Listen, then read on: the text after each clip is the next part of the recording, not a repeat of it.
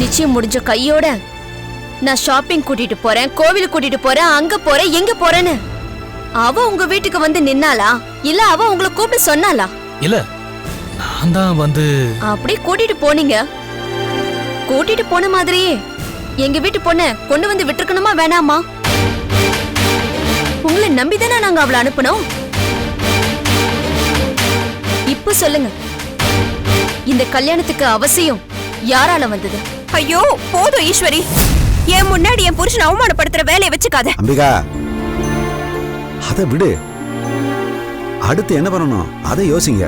அம்பிகா, கிளம்பு.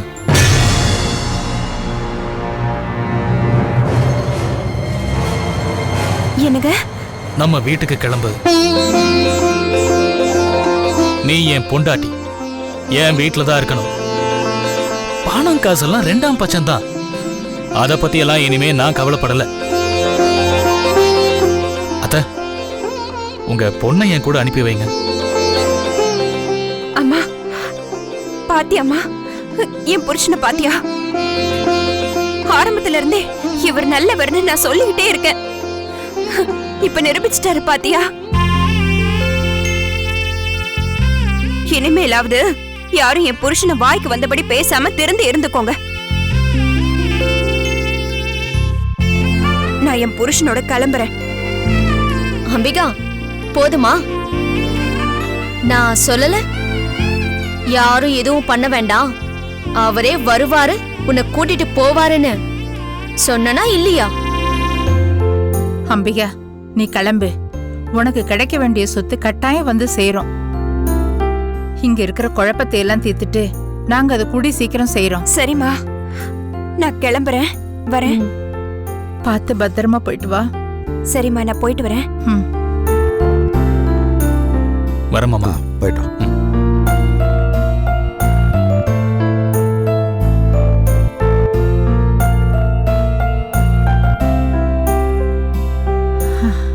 பஞ்சாயத்து வரைக்கும் போக வேண்டிய பிரச்சனை பஞ்சா பறந்து போச்சு.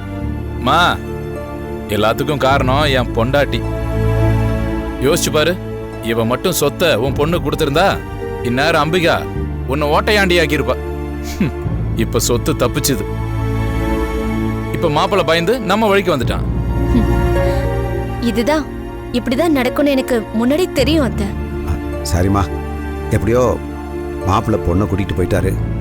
இதை பார்த்ததுக்கு அப்புறம் தான் நமக்கு நிம்மதி வந்திருக்கு. சரிம்மா, நான் கோயிலுக்கு போய் வரேன். சரி அத்தை.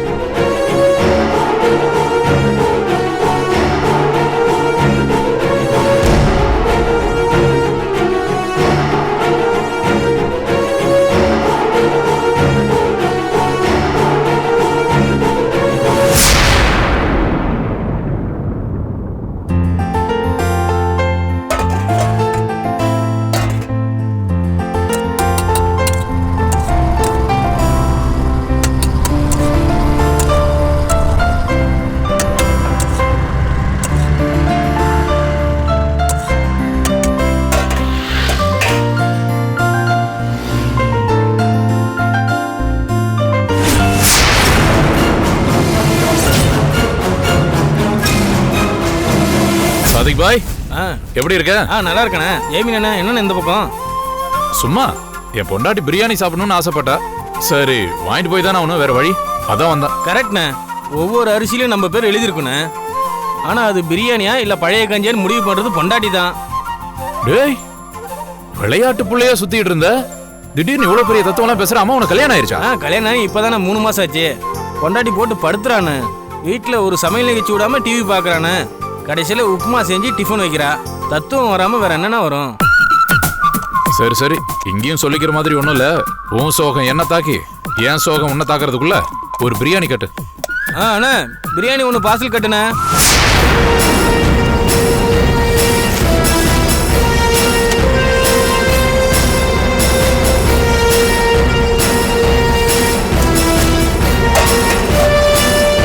நல்ல பெரிய லெக் பீஸா போடுங்க பாய்.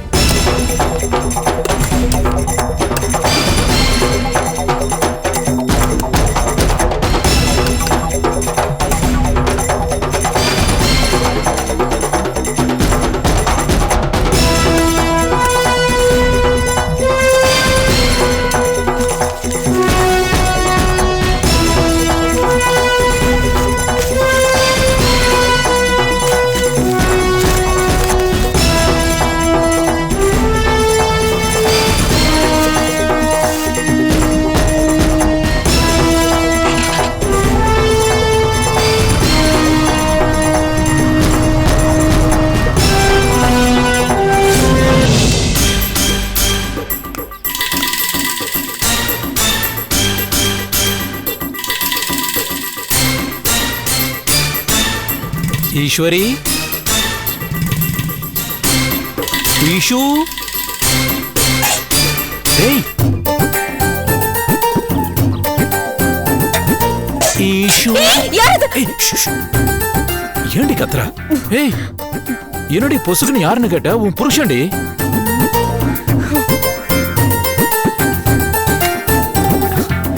கட்டி பூடிடா கண்ணால கண்டபடி.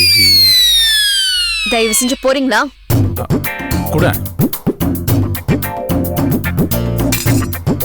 ஈஷு, இங்க பார், என்ன வாங்கிட்டு வந்திருக்கேன் பார். பிரியாணி. ஐயோ, அதெல்லாம் ஒண்ணும் வேண்டாம். கொஞ்சம் தள்ளியே இருங்க. ஏய், ஏன்? நான் உன் புருஷன்டி. எத்தனை நாள் தான் இப்படி பட்டினி போடுவ? அந்த அம்பிகா பார்த்திபனை பாரு, நேத்து கல்யாணம் ஆனவங்க. அம்பிகா ஒரு நாள் தான் வந்திருந்தா, அவளை பிரிஞ்சிருக்க முடியாதுன்னு சொல்லிட்டு வந்து கையோட கூட்டிட்டு போறான். அப்படி இருக்கும்போது நீயும் நானும் ஒரே வீட்டுல வாழ்ந்துட்டு இருக்கோம். இந்த நிமிஷம் வரைக்கும் நீ என்ன நெருங்க கூட விடலையே ஈஸ்வரி. எதுக்காக நீ எனக்கு இவ்வளவு பெரிய தண்டனை கொடுக்குற? நான் உன்னை தொட்டு தாலி கட்டின புருஷன் தானே. என் கூட நீ சந்தோஷமா குடும்பம் நடத்தக்கூடாதா? அம்பிகா கல்யாணம் வரைக்கும் நம்ம தாம்பத்தியத்தை தள்ளி போடணும்னு சொன்னேன். இப்போ அவளுக்கு கல்யாணம் ஆயிடுச்சு. இனிமே எதுக்கு தடை? அதெல்லாம் முடியாது. ஷாலினி ஒரு வயசு பொண்ணு. கல்யாணம் ஆகாம அவ இன்னும் இந்த வீட்டுல தானே இருக்கா. இத பாருங்க, அவளுக்கு ஒரு நல்லது நடக்கிற வரைக்கும் நமக்குள்ள எதுவும் நடக்க கூடாது. நல்ல கதையா இருக்க. முதல்ல அம்பிகா, இப்ப ஷாலினி, அடுத்தது பக்கத்து வீட்டு பொண்ணா? இதையெல்லாம் என்னால ஒத்துக்க முடியாது. என்ன ஒத்துக்க முடியாது? நீ இங்க வந்து பிறந்தியா, அதான் ஒத்துக்க முடியாது. கழுசட ஏன் நீங்க வந்து பிறந்த? வேற எங்கேயாவது பிறக்க வேண்டியதானே? வந்து ஏன் சந்தோஷத்துல குறுக்கணும்ட்டு? அதையே என்ன கேக்குறேன்? என்ன பெத்தவங்கள போய் கேளு. ஐயோ, அவர்தான் ஏதோ புரியாம பேசிக்கிட்டு இருக்காரு. நீ வேற. சரி, உனக்கு என்ன வேணும்? எனக்கு ஒண்ணும் வேணாம். ஆளை மூஞ்சி பாரு. இவளுக்கெல்லாம் எந்த ஜென்மத்தில் கல்யாணம் ஆகிறது? இதுக்கெல்லாம் எப்ப கல்யாணம் ஆகி நமக்கு ஃபர்ஸ்ட் நைட் நடந்து? ஈஷு, ஈஷு,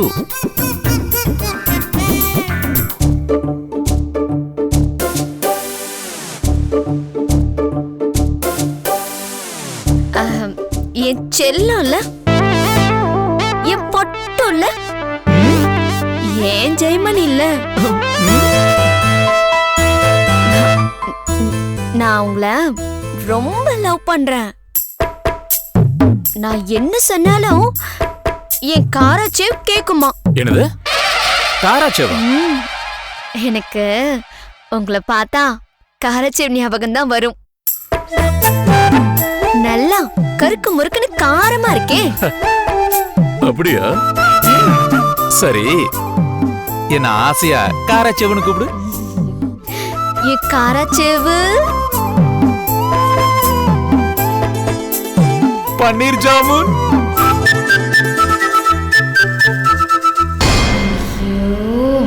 கடிது. எவ்வளவு போய் கொஞ்சிட்டனே.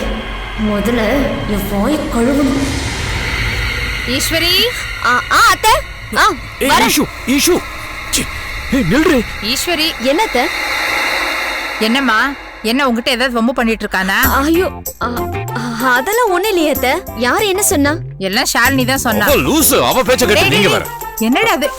ஒண்ணு இல்லையே. என்ன மறைக்கிற? என்ன அது? ஒண்ணு இல்லம்மா. அத்தை, ஒண்ணு இல்ல, பிரியாணி.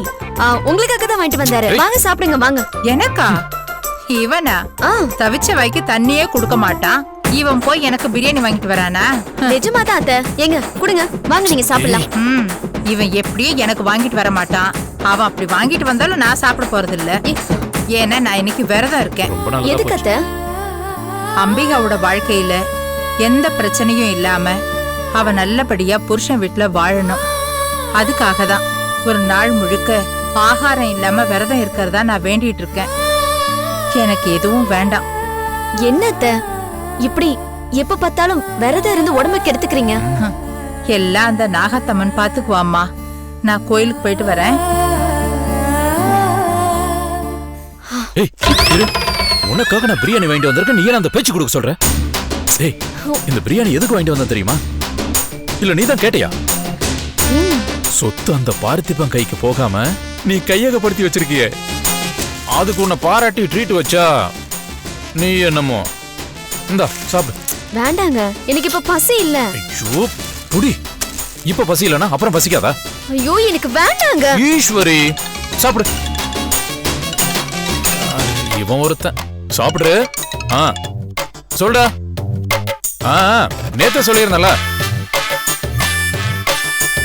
நம்ம வேண்டாம் வேண்டாம்னு சொல்ல சொல்ல வழிய வழிய வந்து பிரியாணி பொட்டலத்தை திணிக்கிறானே. இல்லையே, இதுல ஏதோ வில்லங்க இருக்கிற மாதிரி தோணுது. இதுல ஏதாவது கலந்தாலும் கலந்து வச்சிருப்பான். நம்ம இதை சாப்பிடக்கூடாதுப்பா.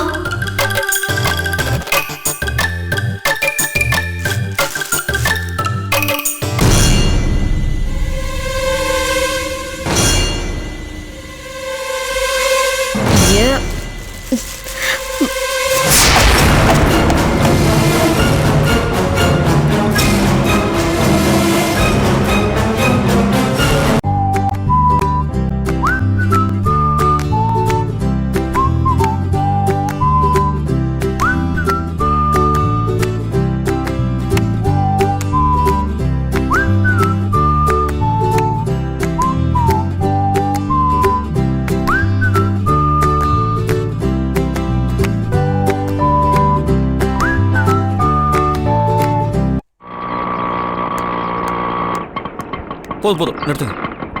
ஆமா, எவ்வளோ ஆச்சு? 50 ரூபா கொடுங்க. நாங்க ஓகே, தேங்க்ஸுங்க. மகா, என்னோட அத்தை செம்பகவல்லியும் அவங்களோட புருஷனும் இந்த ஊரில் தான் வாழ்ந்திருக்காங்க. ஆனால் ஈஸ்வரி பிறந்ததும் மாமா இறந்துட்டாரு. அத்தை தான் ரொம்ப கஷ்டப்பட்டு ஏதோ விவசாயம் பண்ணி ஈஸ்வரியை வளர்த்துருக்காங்க. அதுக்கப்புறம் அவங்க இறந்ததா சொல்லி தான் ஈஸ்வரி எங்கள் வீட்டுக்கே வந்தா. ஆனால் அவ சொன்னதெல்லாம் உண்மையான நாம விசாரிச்சு தான் தெரிஞ்சுக்க முடியும். சரி வா விசாரிக்கலாம். ஐயா. யாருங்க? நாங்க வெளியூர்ல இருந்து வரோம். திருத்தால்புரம் கேள்விப்பட்டிருக்கீங்களா? அங்க நாகத்தம்மன் கோயில் இருக்கு, அதுவா? ஆமாங்க. மகா, பரவாயில்லையே, அம்மன் புகழ் இது வரைக்கும் பரவி இருக்கு. இது பெரிய விஷயமாங்க, உலகம் பூரா பரவி இருக்கு. ஐயா, இந்த இடத்துல செண்பகவல்லின்னு ஒருத்தங்க தங்கியிருந்தாங்களா? அவங்களுக்கு ஈஸ்வரன் கூட ஒரு பொண்ணு இருந்தது. தெரியலங்க, நாங்க ஊருக்கு புதுசு, பஞ்சம்போய்க்கு வந்திருக்கோம். சரி, வாங்க வரேன்.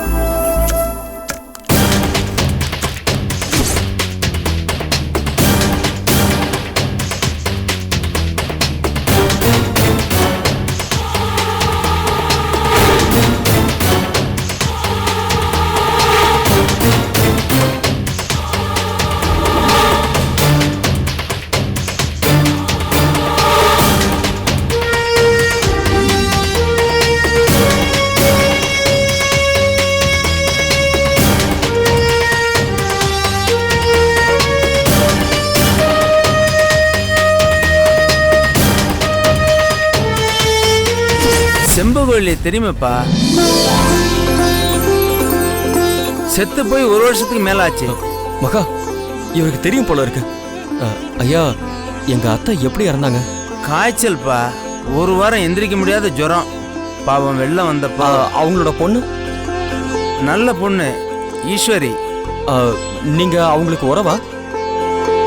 கூட இருந்த ஜனங்கள்லாம் உறவாய்க்க வேண்டியதுதான். சரி, ஈஸ்வரியை பத்தி கொஞ்சம் சொல்லுங்களேன்.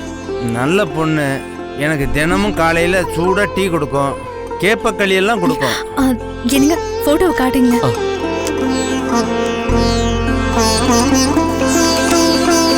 ஐயா, இதான் ஈஸ்வரியா?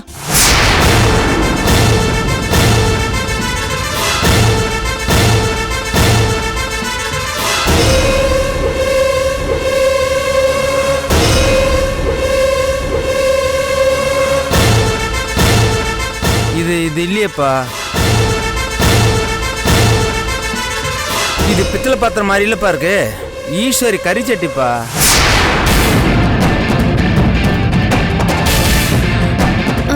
இது ஈஸ்வரி இல்லையா? செண்பகவல்லியோட பொண்ணு இது இல்லையா? செண்பகவல்லி பொண்ணு இது இல்லம்மா, அது வேற.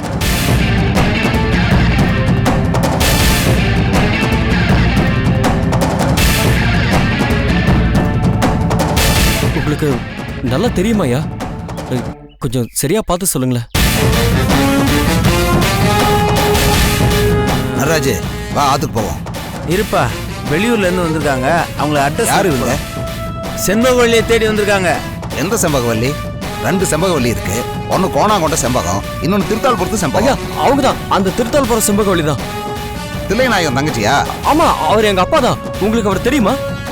அந்த பொண்ணு யாரையோ கல்யாணம் பண்ணிட்டு வந்தப்போ வந்து 2 தடவை சண்டை போட்டாரு. எனக்கு அவருக்கு தான் லேசா தள்ளுமுள்ளாயிருச்சு.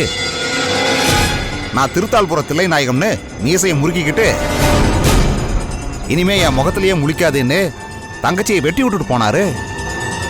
அதுக்கப்புறம் அந்த பொண்ணுக்கு ஒரு குழந்தைய கொடுத்துட்டு புருஷன் செத்து போயிட்டான். பாவம் அந்த பொண்ணு, காசு பணமும் போச்சு, தங்கச்சி கஷ்டப்பட்டது. அப்ப அண்ணன் பேரை சொல்லி சொல்லி காட்டும். அப்படி மனப்பாடம் ஆகி போச்சு அந்த பேரு. ஆனா ரோசக்கார பொண்ணியா கஞ்சிக்கு வழி இல்லாம செத்துது. கடைசி வரைக்கும் காசு பணம் தேடி அவ அண்ணங்கிட்ட போகவே இல்லைல்ல.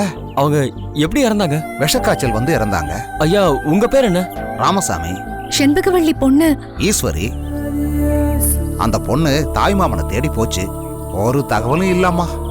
ஐயா, கொஞ்சம் அந்த போட்டோ கொடுங்களேன். அந்த ஈஸ்வரி இதானு பாருங்க.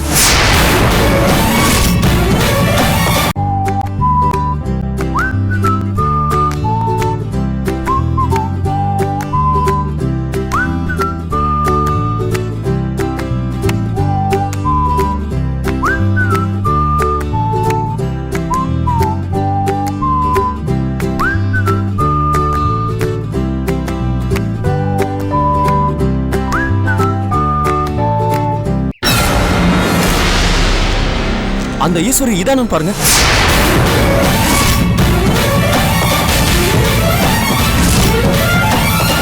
இது இல்லைங்களே.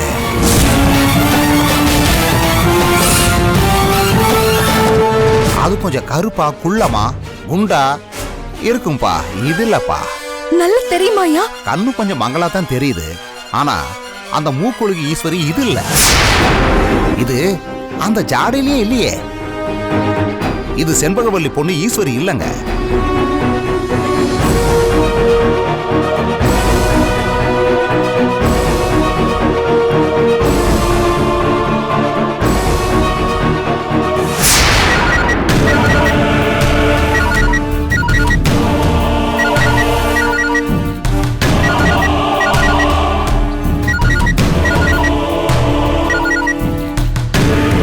பார்த்திபன் பேசுறேன். சொல்லுங்க மாப்ள. என்ன, எனக்கு எதுக்கு கால் பண்ணிருக்கீங்க? நீ இவ்ளோ பெரிய தில்லாலங்கடியா இருப்பேன்னு நான் கொஞ்சம் கூட நினைக்கல. சொத்தை எங்களுக்கு கொடுக்கற மாதிரி ஒரு நாடகத்தை நடத்திட்டு உன் பேர்ல எல்லா சொத்தையும் எழுதி மொத்த சொத்தையும் நீயே வச்சுக்கிட்டல்ல. நீ ஆடின டபுள் கேம அம்பிகா சொன்னா. உன்கிட்ட இதை நான் எதிர்பார்க்கவே இல்லை. அம்பிகா வீட்டுக்கு நான் வந்தப்போ உன்கிட்ட எதுவும் பேசக்கூடாதுன்னு தான் நான் வந்துட்டேன். என்கிட்ட பேசுறதுக்கு உங்களுக்கு என்ன இருக்கு? நிறைய இருக்கு. நான் இப்ப அந்த வீட்டு மாப்பிள்ள. நான் உன்னை கேள்வி கேட்கலாமே.